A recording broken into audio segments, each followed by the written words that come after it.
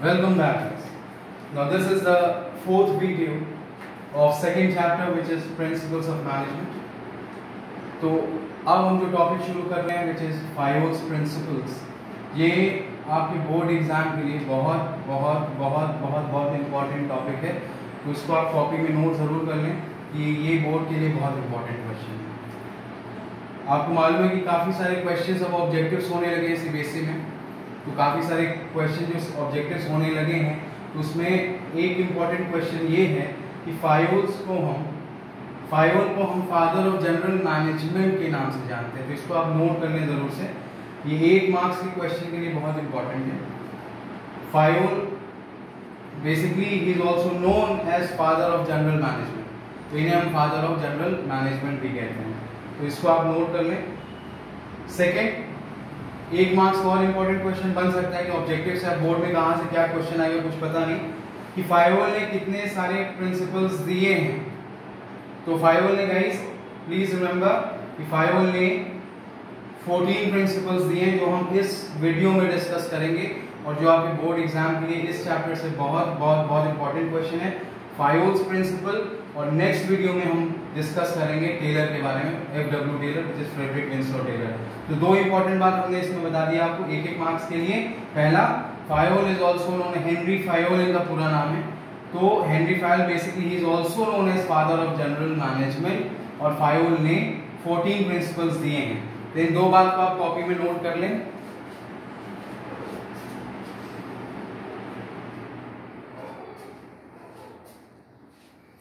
चलिए ये हो गया, शुरू करते हैं फायोल्स प्रिंसिपल कि फायोल ने कितने सारे प्रिंसिपल्स दिए हैं। फायोल ने गाइस अपने एक्सपीरियंस से, अपने पर्सनल एक्सपीरियंस से, ये मैकेनिकल इंजीनियर थे बाय प्रोफेशन, तो अपने एक्सपीरियंस से इन्होंने 14 प्रिंसिपल्स को डिराइव किया, तो जो आप आगे भी मैंने कहा आपको कि जो इंपॉर्टेंस मैंने पढ़ा आगे के एजुकेशन के लिए काम आएगा। पहला जो इन्होंने प्रिंसिपल दिया गाइस, फर्स्ट प्रिंसिपल जो इन्होंने दिया which is division of work. Division of work, इनका फोकस ज्यादातर फायोल के जो प्रिंसिपल्स थे, इनका फोकस था कि किस तरह से ऑर्गेनाइजेशन में हम एफिशिएंसी लेवल को बढ़ाएं, और एफिशिएंसी हमने पहले वीडियो में डिस्कस किया which is minimum input and maximum output. तो एफिशिएंसी में कैसे बढ़ा, तो इनका जो फर्स्ट प्रिंसिपल था which is division of work. क्या कहा इस प्रिंसिपल में, उन्होंने रटना नहीं, कॉन्सेप्ट समझना। फर्स्ट प्रिंसिपल में इन्होंने कहा डिवीजन ऑफ वर्क कि एक ऑर्गेनाइजेशन में, हमने उस दिन आपसे बात किया था, एक ऑर्गेनाइजेशन में बहुत सारे डिपार्टमेंट्स होते हैं, जैसे HR department, human resource, research and development, marketing, purchase, बहुत सारे डिपार्टमेंट्स हैं, और हर एक डिपार्टमेंट गाइस वो अपना काम करता है, ये अपना काम करता है, ये अपना काम करता है। तो उन्होंने कहा कि देखिए एक ऑर्गेनाइजेशन में डिवीजन ऑफ वर्क में the work should be divided into small component. अगर एक काम है, इसको छोटे छोटे पार्ट्स में क्या कर दिए, डिवाइड कर दिए, और हर एक काम जो उस डिपार्टमेंट का हो, उस डिपार्टमेंट को आप काम दे दीजिए। ठीक है, समझ में आ रही मेरी बात? क्या कहा उन्होंने, The work should be divided into small components.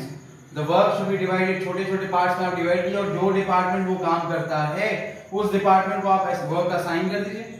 And these department guys basically you have to understand कि ये department on regular basis these department perform the same type of work.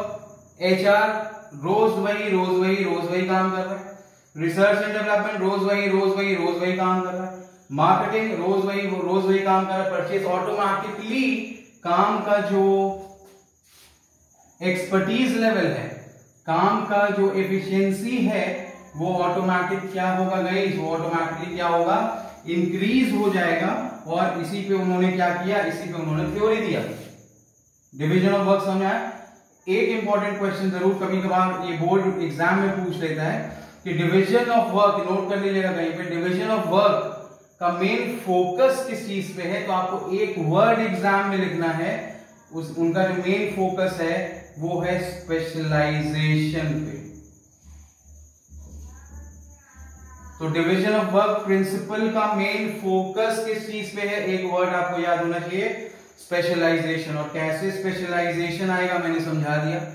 काम को क्या करो, डिवाइड करो और उस डिपार्टमेंट को काम दे दो जो वो डिपार्टमेंट उस काम को करता है, और वो department on regular basis do the same work. Automatically the expertise level, the specialisation level will what, will increase, the efficiency level will increase. और इसी पे फायोल ने प्रिंसिपल अपनी थ्योरी दिया। क्लियर हो गया पहला प्रिंसिपल, डिवीजन ऑफ वर्क। जो इंपॉर्टेंट बात मैंने बताया उसको आप नोट कर लीजिएगा, ठीक है। सेकंड जो प्रिंसिपल दिया, आप कॉन्सेप्ट समझिएगा, किताब से बाकी पढ़ लीजिएगा, आपको सब समझ में आ जाएगा। सेकंड जो प्रिंसिपल उन्होंने दिया, सेकंड प्रिंसिपल था authority and responsibility. Authority and responsibility. Authority की बात करें, अथॉरिटी का मतलब क्या होता है, power, right to command. For example, you are my subordinate, I am the superior, तो मेरे पास ये अथॉरिटी है, ये पावर है, राइट टू कमांड है कि मैं अपनी टीम को आप क्या कर सकता हूं, मैं अथॉरिटी, मेरे पास why, because I have the power, तो मैं आपको अथॉरिटी, मेरे पास पावर है, मेरे पास राइट है कमांड देने का। तो एक सुपीरियर सबऑर्डिनेट को क्या कर सकता है, अथॉरिटी दे सकता है। इसलिए एक इंपॉर्टेंट बात यहां समझिएगा, अथॉरिटी का जो फ्लो होता है गाइस वो हमेशा होता है डाउनवर्ड्स। कैसा फ्लो होता है अथॉरिटी का, डाउनवर्ड्स फ्लो होता है। ये समझ में आ गया क्यों, क्योंकि एक सुपीरियर, ये सुपीरियर है, ये सुपीरियर है, ये सबऑर्डिनेट है, तो सुपीरियर के पास पावर है, अथॉरिटी है, राइट टू कमांड। तो जाहिर सी बात है अथॉरिटी का जो फ्लो होता है वो कहां होता है, वो होता है डाउनवर्ड्स। अब एक बात समझिए, मैंने आपको कोई काम दिया, तो काम के साथ साथ मैंने एक और चीज आपको दिया, हाँ राइट, क्या दिया, अथॉरिटी दिया। अब जाहिर सी बात है वो काम जब मैंने आपको दिया, करने के बाद आप मुझे रिपोर्ट करोगे, तो काम जब मुझे रिपोर्ट करोगे, यानी कि जब अथॉरिटी मिला तो आपकी एक अगला वर्ड अराइज हुआ, which is what, which is responsibility. तो रिस्पॉन्सिबिलिटी, आप काम करने के बाद रिपोर्ट किसे करोगे, मुझे करोगे। इसीलिए गाइस ऑलवेज रिमेंबर कि रिस्पॉन्सिबिलिटी का जो फ्लो होता है वो अपवर्ड्स होता है। ये इंपॉर्टेंट बात है जो आपको मालूम होनी चाहिए। अथॉरिटी का फ्लो कैसा होता है, डाउनवर्ड्स होता है। रिस्पॉन्सिबिलिटी का फ्लो कैसा होता है, अपवर्ड्स होता है। ठीक है, ये बुक में दिया है या नहीं दिया पता नहीं, आपको ये बात पता होनी चाहिए। ठीक है, सेकेंड एक बात समझिए, बोर्ड में इसमें क्वेश्चन कैसे आया ये समझना बहुत जरूरी है कि बोर्ड में ये क्वेश्चन कैसे बनेगा। तो बोर्ड में ये क्वेश्चन एक बार दिया कि एक मैनेजर ने अपने एक सबऑर्डिनेट को एक काम दिया, तो उसने काम तो उसको दिया कि भाई इतना मैन्युफैक्चरिंग 1000 यूनिट मैन्युफैक्चर हो जाना चाहिए। तो उन्होंने काम डेलीगेट कर दिया, काम दे दिया। डेलीगेट मतलब क्या हो गया, सुपीरियर ने सबऑर्डिनेट काम दे दिया, और काम जो है वो टाइम पे पूरा नहीं हुआ क्योंकि उन्होंने क्या किया, अथॉरिटी नहीं दिया था उसके पास, अथॉरिटी यानी पावर नहीं दिया था कि वो जाके जो रिक्वायर्ड मटेरियल है वो इश्यू करा सके। तो अल्टीमेटली क्या हुआ कि क्वेश्चन पूछा कि हु इज रिस्पॉन्सिबल, तो जाहिर सी बात है who is responsible, the manager और the subordinate. The subordinate is responsible, the manager is responsible. Why? Because he delegated the work but he never delegated authority. तो जब अथॉरिटी नहीं मिलेगा, अथॉरिटी जब नहीं मिलेगी, तो अथॉरिटी नहीं मिलेगी तो जाहिर सी बात है काम जो है वो पूरा नहीं होगा, काम जो है वो कंप्लीट नहीं हो पाएगा। ठीक है, ये बात समझ में आई। तो सेकंड प्रिंसिपल क्या हुआ, अथॉरिटी। अथॉरिटी का फ्लो मैंने समझा दिया कैसा होता है, डाउनवर्ड्स होता है। रिस्पॉन्सिबिलिटी का फ्लो का जिम्मेदारी, भाई मैंने आपको कोई काम दिया, आपको पावर दिया, अथॉरिटी दिया, तो जाहिर सी बात आपकी रिस्पॉन्सिबिलिटी काम कंप्लीट करने के बाद the subordinate will report to the superior. इसीलिए रिस्पॉन्सिबिलिटी का जो फ्लो होता है वो कैसा होता है, अपवर्ड्स होता है। ठीक है, समझ में आ गई बात। बोर्ड एग्जाम में केस प्रॉब्लम समझिएगा कि क्या काम के साथ उसने अथॉरिटी दिया कि नहीं दिया, और अथॉरिटी अगर मैनेजर ने नहीं दिया और काम नहीं हुआ तो the manager will be responsible, subordinate responsible नहीं होगा। Why?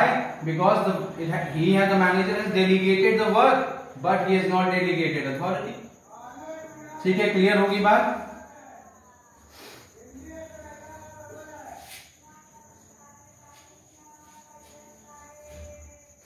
थर्ड जो प्रिंसिपल है वो बहुत सिंपल सा प्रिंसिपल है, डिसिप्लिन। तो डिसिप्लिन यही है स्टूडेंट्स, जो तुम बचपन से सुनते आ रहे हो, टीचर हमेशा कहता है, मम्मी पापा हमेशा कहते हैं डिसिप्लिन डिसिप्लिन। तो discipline basically is very very essential. Rules and regulations is a part of discipline. Every और रूल्स एंड रेगुलेशंस के लिए क्या कहा जाता है, rules and regulations are made for the smooth functioning of the organisation. अगर rules and regulations नहीं होंगे तो जाहिर सी बात है ऑर्गेनाइजेशन कभी भी अपने गोल्स को अचीव कर पाएगा क्या? नहीं कर पाएगा। इसीलिए हर एक ऑर्गेनाइजेशन में डिसिप्लिन का होना क्या है, बहुत जरूरी है। हम एक डिसिप्लिन्ड वे में काम करेंगे तब कहीं जाके कलेक्टिवली हम अपने ऑर्गेनाइजेशनल गोल्स को क्या कर सकेंगे, अचीव कर पाएंगे। तो ये बहुत सिंपल है, इस पे बहुत ज्यादा बताने, ये वही डिसिप्लिन है जो हम बचपन से सुनते आ रहे हैं, इसमें और ज्यादा कुछ नहीं है। ठीक है, नेक्स्ट गाइस जो हमारा प्रिंसिपल है ये बहुत बहुत बहुत इंपॉर्टेंट है, इसको नोट करेंगे, which is unity of command.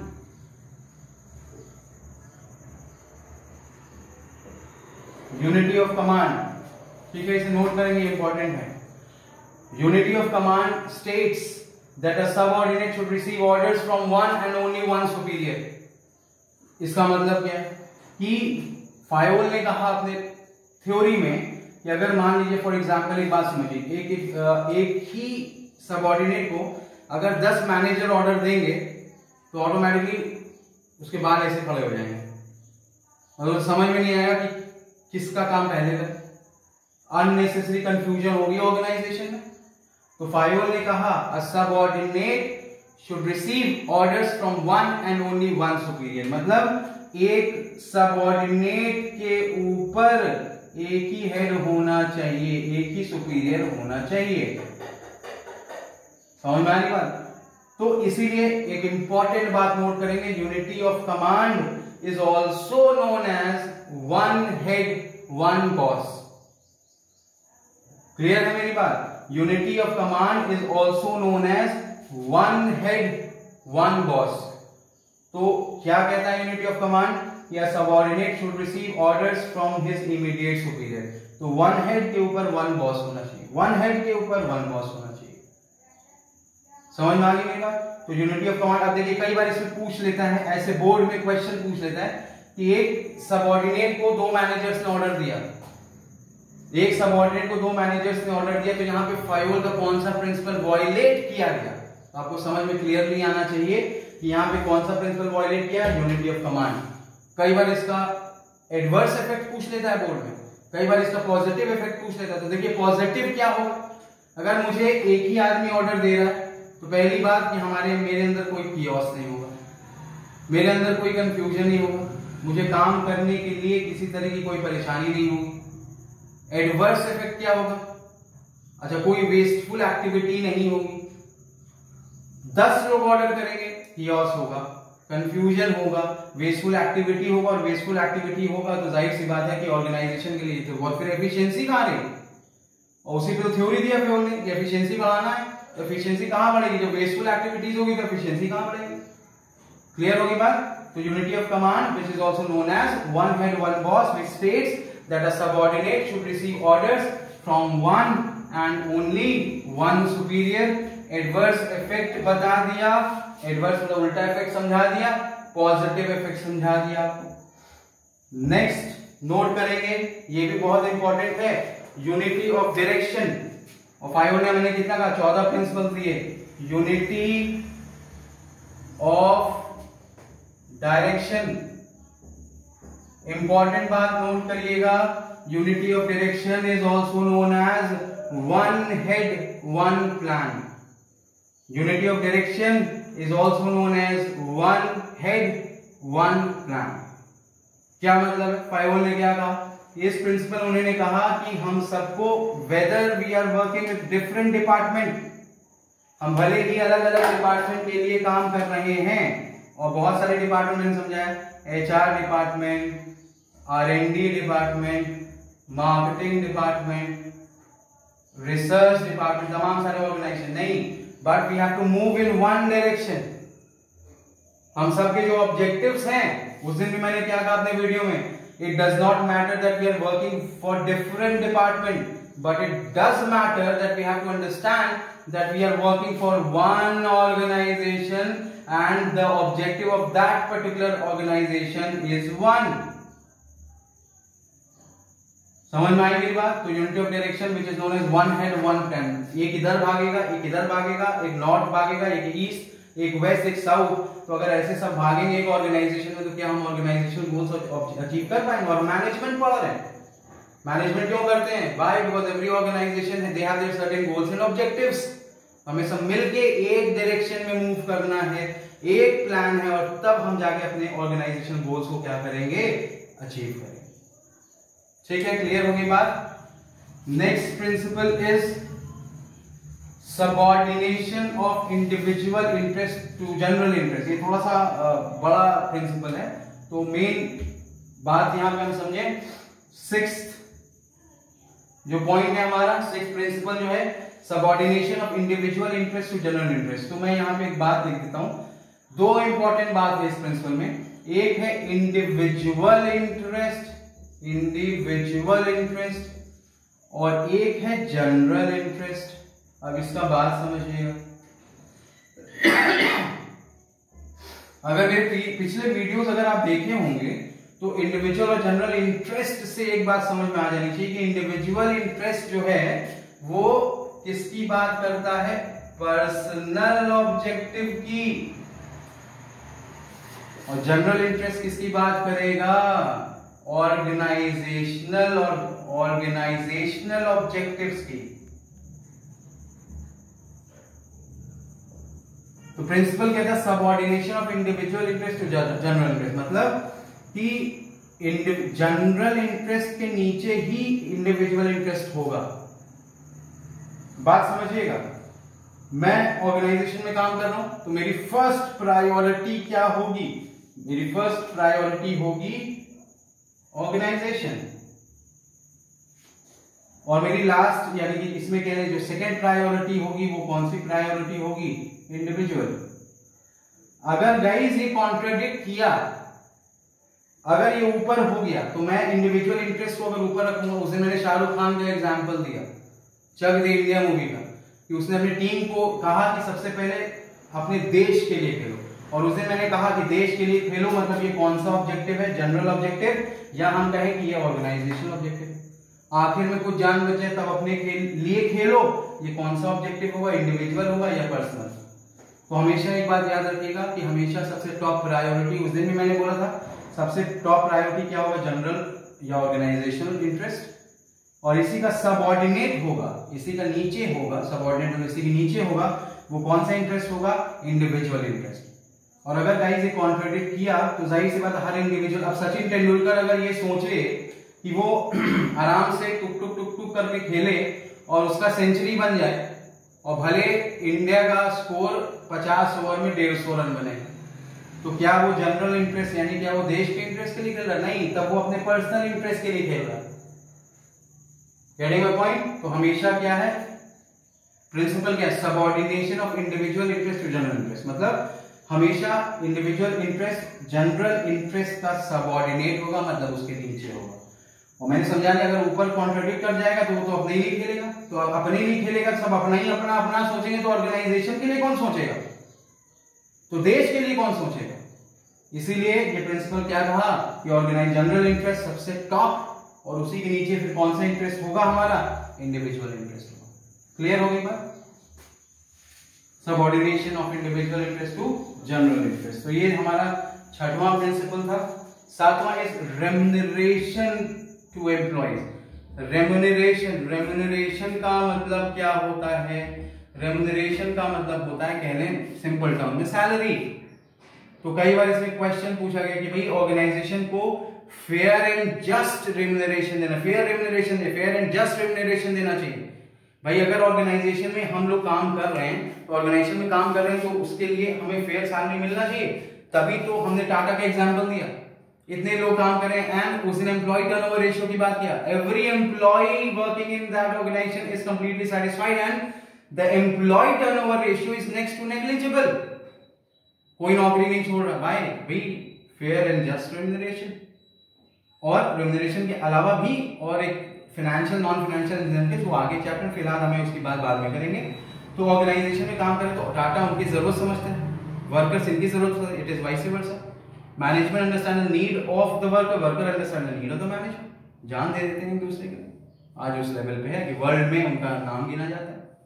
तो रिम्यूनरेशन क्या कहता है, फाइव प्रिंसिपल ने क्या कहा, अपने एम्प्लॉइज को जैसे काम करा रहे हैं उस हिसाब से आपको फेयर एंड जस्ट रिम्यूनरेशन देना चाहिए, so that the employees they are motivated, और ऑर्गेनाइजेशन के लिए वो जान लगा देंगे, ऑटोमेटिकली एफिशिएंसी लेवल क्या होगा, बढ़ जाएगा। इसी पे तो थ्योरी दिया इन्होंने, क्लियर है। 8th is centralization and decentralization. तो यहां पे समझे बात, सेंट्रलाइजेशन, सेंट्रलाइजेशन का मतलब क्या होता है, सेंट्रलाइजेशन में when all the power and authority, देखिए मैनेजमेंट को समझिए, जब यहां top level, middle level, lower level, बात समझिए, when all the power and authority lies और rest in the hands of the top management, it is called as centralisation. तो सारी पावर, सारी decision making authority, when all the power and authority lies और rest in the hands of the top management, it is called as centralization. अगला word क्या है, decentralization. decentralization जब ये मुट्ठी खुलती है, पावर डिस्ट्रीब्यूट होता है, तो when all the power and authority is distributed at all the levels of management, it is termed as decentralization. तो कोई भी ऑर्गेनाइजेशन का इस इंपॉर्टेंट बात समझिएगा, ना तो वो 100% सेंट्रलाइजेशन पैटर्न पे काम करती है और ना तो वो decentralisation pattern. It is basically a mixture of centralisation and decentral. But आज के जमाने में कंकरेंट थ्रू डिसेंट्रलाइजेशन जो है वो ज्यादा जो है इंपॉर्टेंस रखता है। समझ में आई बात? तो सेंट्रलाइजेशन क्या है, when all the power and authority lies और rest in the hands of the top management, it is called as centralisation. When all the power and authority is distributed at all the levels of management, it is called as decentralization. और मैंने कहा आपको कि organization basically they work on a mixed pattern of centralization and decentralization. ठीक है, बात आई समझ में? आगे भी हम इस टॉपिक को थोड़ा सा इलैबोरेट करके आगे हम देखेंगे। फिलहाल ये हमारा 8th प्रिंसिपल था। 9th जो हमारा प्रिंसिपल है दैट इज स्केलर चेन। ये कई बार एग्जाम में पूछा गया है, स्केलर चेन। तो स्केलर चेन अगर एग्जाम में अगर आपके आ जाए तो आप कैसे एक्सप्लेन करेंगे? तो फाइव ने कहा scalar chain, sorry guys, scalar chain. तो अगर एग्जाम में ये आपके आ गया तो एक एग्जाम्पल से आप इसको आसानी से समझा सकते हैं, आपको याद करने की जरूरत नहीं है। तो बेसिकली स्केलर चेन बात करता है कि चाहे आप कहें कमांड देने की, चाहे वो बात करें कम्युनिकेशन की। तो ये कहता है, मान लीजिए फॉर एग्जांपल यहां पे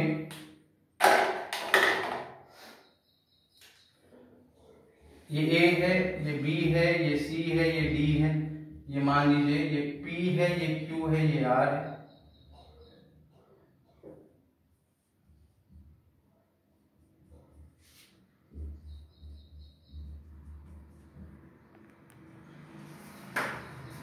स्केलर चेन कहता है कि अगर मान लीजिए आप एग्जाम में कैसे समझाएंगे इसको, स्केलर चेन को, कि अगर मान लीजिए scalar chain basically is a part of formal communication. ठीक है, तो अगर ये कहता है कि अगर डी को ए से बात करनी है तो आप ऐसे ही एक्सप्लेन करेंगे।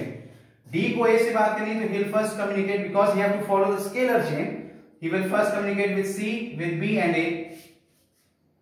आर को अगर ए से बात करनी है, आर को ए से बात करनी है so he will first communicate with Q, with P and then A.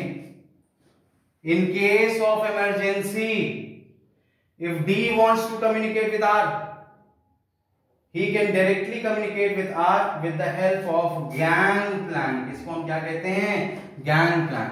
तो अगर एग्जाम में gang plan पूछ ले तो समझ में आया आपको कि gang plan कब यूज होता है? In case of emergency, अगर D R से कम्युनिकेट करना चाहता है तो वो he can directly communicate with R in case of emergency with the help of gang plan. लेकिन एक इंपॉर्टेंट बात समझ लीजिए कि gang plan अगर D Q से बात करना चाहता है तो ये gang plan यहाँ एप्लीकेबल नहीं होगा। ये इंपॉर्टेंट है कि दोनों बंदे एक ही लेवल ऑफ ऑर्गेनाइजेशन में काम करने चाहिए। अगर B P से करना चाहता है बिल्कुल कर सकता है, सी क्यू से करना चाहता है कर सकता है, लेकिन डी क्यू से नहीं कर सकता।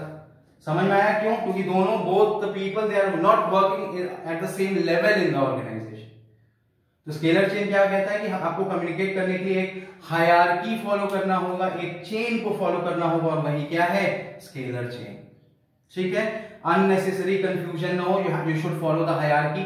फॉर एग्जांपल, अगर मान लीजिए आप पढ़ रहे हैं, आपको कोई प्रॉब्लम है, the first person you will approach is your class teacher, second is vice principal, third is principal, director. You have to follow the hierarchy. Simply ये भी यही कहता है, एक हायरार्की फॉलो करना चाहिए, एक स्केलर चेन को फॉलो करना चाहिए। ठीक है, नेक्स्ट है प्रिंसिपल ऑफ ऑर्डर। 10th जो है वो क्या है? Principle of order. अब कई बच्चे बोर्ड एग्जाम में ये सुपीरियर, सबऑर्डिनेट ऑर्डर और ये पता नहीं क्या क्या लेके चले आते हैं। तो ऑर्डर का मतलब उससे नहीं, ऑर्डर का मतलब यहाँ पे समझिए कि हर एक चीज एक ऑर्डर में होनी चाहिए, चाहे वो मटेरियल्स को लेके। तो ये बेसिकली ऑर्डर जो बात करता है कि शुड बी यहाँ पे place for everything and everyone. तो हर एक चीज एक सिस्टमैटिक जगह पे होनी चाहिए। एक छोटा सा एग्जाम्पल लेते हैं, इसका सबसे अच्छा एग्जाम्पल है दवा की दुकान।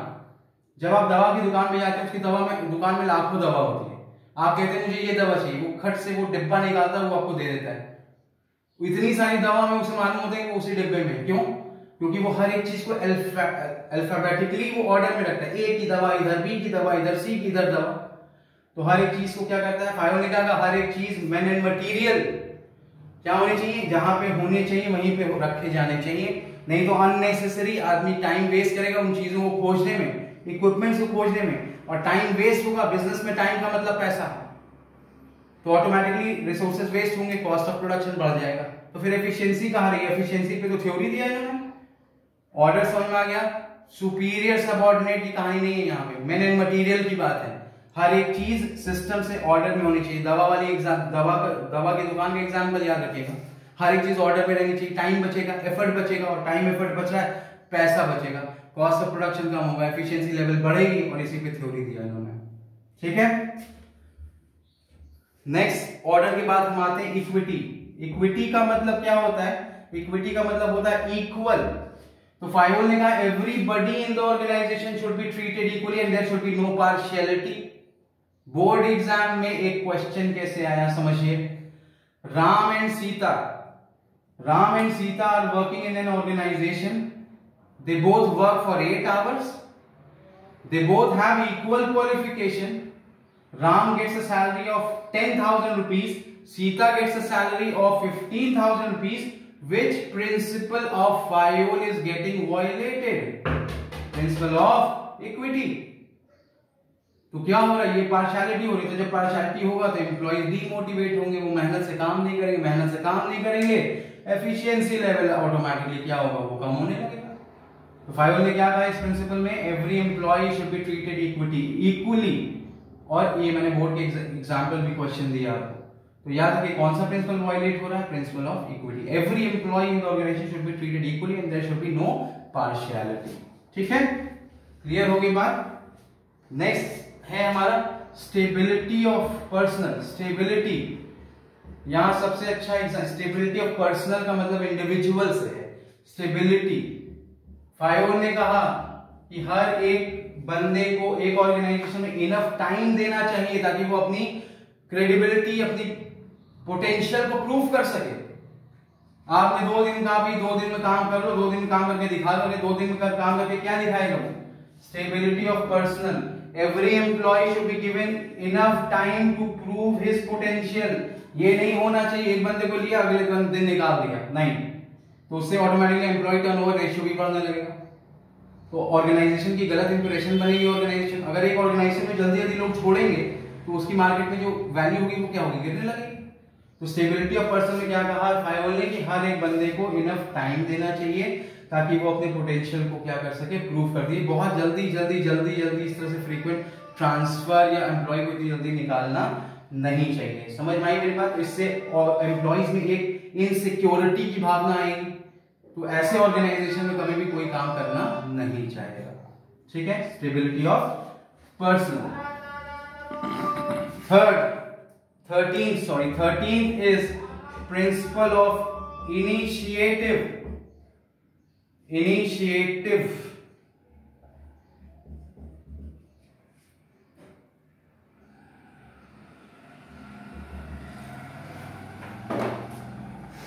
प्रिंसिपल ऑफ इनिशिएटिव, इनिशिएटिव का क्या मतलब है? किसी भी काम का बीड़ा उठाना। जैसे एक छोटा सा एग्जांपल, अन्ना हजारे ने इनिशिएटिव लिया कि भाई इंडिया में करप्शन के खिलाफ आवाज उठाए। आगे डायरेक्टिंग एक चैप्टर है, वहां पे एक क्वेश्चन आया था, तो इनिशिएटिव समझ रहे हैं, the worker should develop a habit of taking initiative in the organisation. Workers को हर एक काम का इनिशिएटिव लेना चाहिए, तभी उनके जाके स्किल्स डेवलप होंगे। एक आदमी एक काम में एक्सपर्ट, एक आदमी 10 काम में एक्सपर्ट है, प्रमोट कौन होगा? जिसके पास 10 काम का एक्सपीरियंस है। ये कैसे सीखा उसने? इनिशिएटिव लिया, काम चोरी नहीं किया ऑर्गेनाइजेशन में। Every employee should take initiative in the organisation.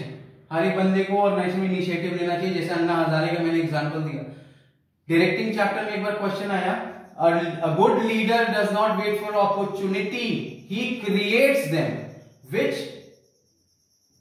Which feature of a good leader is highlighted here? Which feature is highlighted? Initiative.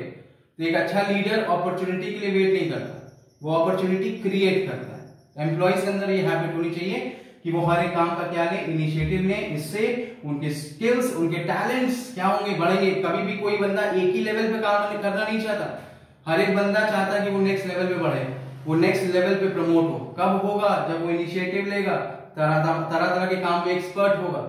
काम चोर की तरह बैठे रहेंगे तो ऑर्गेनाइजेशन में ग्रोथ नहीं मिलेगा। समझ में आ रही है मेरी बात? Action speaks louder than voice. आपका काम बोलना चाहिए, आप ज्यादा ना बोले, काम आपका दिखना चाहिए वहां। Principle of initiative. Now coming to the end of this video guys, last इसका प्रिंसिपल है esprit de corps. Esprit de corps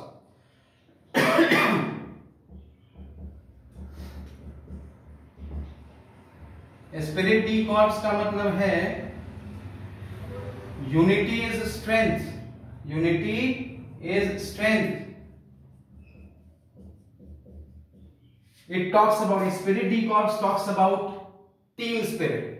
Spirit D Corps talks about, ये लैटिन वर्ड है जिसका मतलब होता है यूनिटी इज स्ट्रेंथ। मैंने पहले वीडियो में बोला, management is not about an individual, it is about a team effort. Spirit D Corps talks about unity is strength, it talks about team work।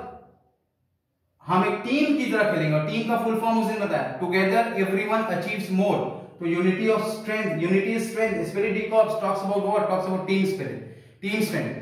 अगर हम एक टीम की तरह खेलेंगे, और हम मैनेजमेंट की पढ़ाई कर रहे हैं, अगर हम एक टीम की तरह खेलेंगे, तब कहीं जाके हम सब मिलके ऑर्गेनाइजेशनल गोल्स को क्या कर पाएंगे, अचीव कर पाएंगे।